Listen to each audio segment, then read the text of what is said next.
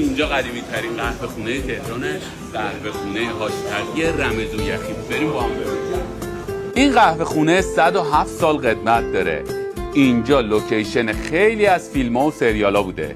یک سری از وسایل مثل این قوریای بندزده 60 ساله که از جاشون تکون نخوردن. که دنبال آبگوشت اصیل تهرانی، املت قهوه خونه‌ای و خوراکی‌های خوشمزه می‌گردی، پیج منو دنبال کن که برنامه‌شو به زودی میذارم.